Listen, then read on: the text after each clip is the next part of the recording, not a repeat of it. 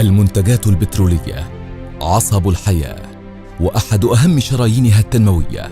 على مدى قرن من الزمن أدركت مصر قيمة أن تبني كبرى المعامل الصناعية لتكرير البترول، لكن إنتاج هذه القلاع الصناعية أصبح لا يكفي لتلبية الطلب المحلي المتزايد على المحروقات، فأصبحت مصر إحدى أكبر الدول المستوردة للمنتجات البترولية في ظل أوضاع اقتصادية عانت فيها من نقص الاستثمار في مشروعات التكرير.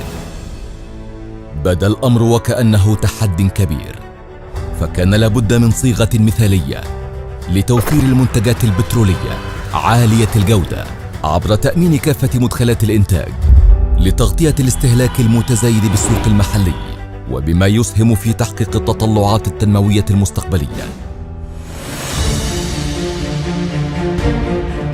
وها هي شمس المستقبل تشرق من جديد لتلقي الضوء على واحد من أكبر المشروعات الوطنية التي تواكب التطور وتصنع الحدث بتقنية فريدة.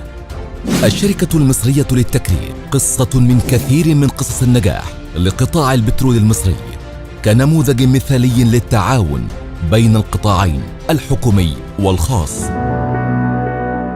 تحدد هدف الشركة الأساسي في خفض الواردات المصرية من السولار بنسبة 30 إلى 40% وتوفير 4,750,000 طن من المنتجات البترولية عالية الجودة والقيمة. ومن هنا تم استغلال فائض الإنتاج من المازوت ليتم تحويله إلى منتجات بترولية باستخدام أحدث تكنولوجيا، وهي التكسير عن طريق الهيدروجين. واختير للشركة موقعها الاستراتيجي الفريد على مساحة 350,000 متر مربع بمنطقة مسترد الواقعة على بعد 10 كيلومترات شمال شرق القاهرة. كان مشروع إنشاء الشركة المصرية للتكرير منذ انطلاق فكرته عام 2006 بمثابة حلم تنموي كبير تنعقد عليه الآمال الوطنية لتحقيق طفرة محلية في مجال المنتجات البترولية، إذ صنف المشروع كواحد من أكبر صفقات تمويل المشروعات في القارة الإفريقية. ودعم نجاح المشروع قيام الشركة المصرية للتكرير بتوقيع اتفاقية شراء لمدة 25 عاماً مع الهيئة المصرية للبترول، وذلك لبيع منتجاتها البترولية بأسعار عالمية لسد فجوة الاستيراد الحالية في مصر، وبما يحقق آليات التمويل دون أدنى عبء على خزانة الدولة. كاد هذا الحلم أن يتعثر جراء ما شهدته مصر من أحداث داخلية بلغت ذروتها بدءا من عام 2011، تحد تلو الآخر، ولكن الإرادة الوطنية أبت إلا أن تفي بما وعدت.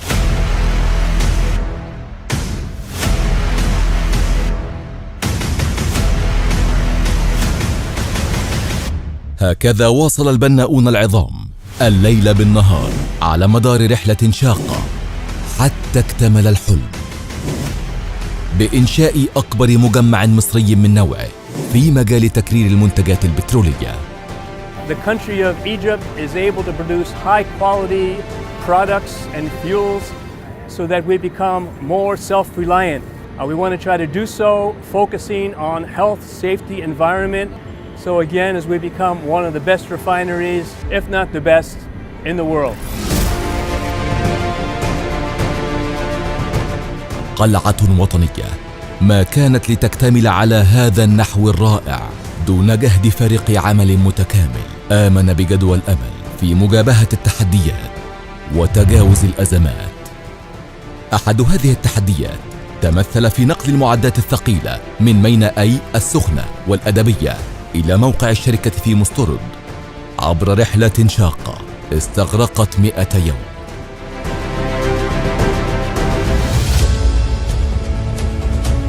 وأخيراً تحقق الحلم، وصارت الشركة المصرية للتكرير واقعاً جديداً في مسترد.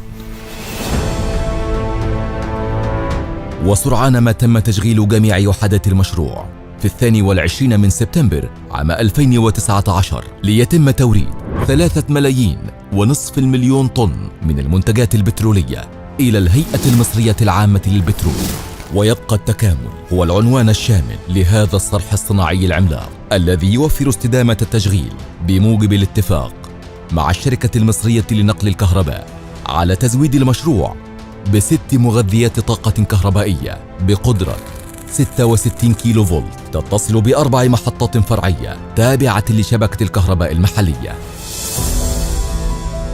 ويظل الحفاظ على المعايير البيئية هدفاً بذاته، إذ نجح المشروع في منع انبعاث 186 ألف طن من غاز ثاني أكسيد الكبريت سنوياً في هواء القاهرة الكبرى. ويعد ترشيد المياه أحد أهم الغايات على سلم أولويات الشركة، حيث يتم إعادة استخدام وتدوير المياه عبر دوائر تبريد مغلقة وصديقة للبيئة.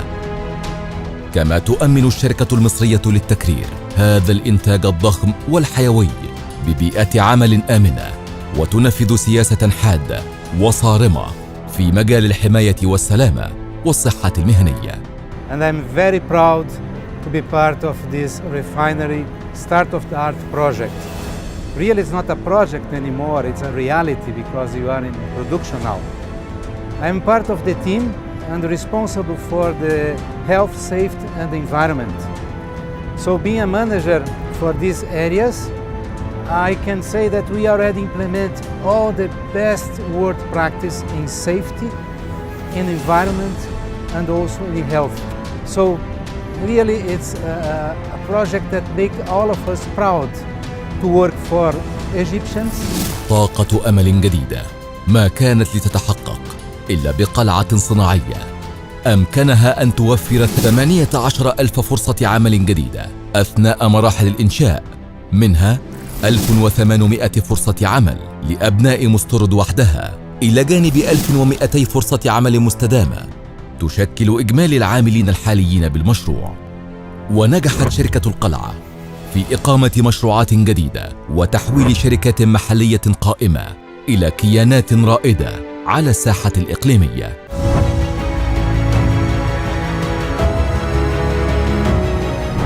نقلة تنموية تضاف إلى كبرى مشروعاتنا القومية.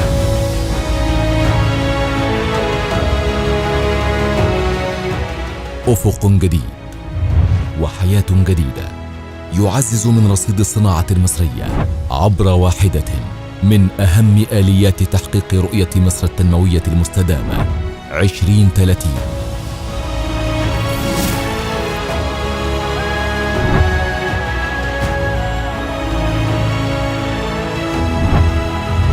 الشركة المصرية للتكرير قلعة صناعية صاعدة تليق بنهضة مصرية واعدة.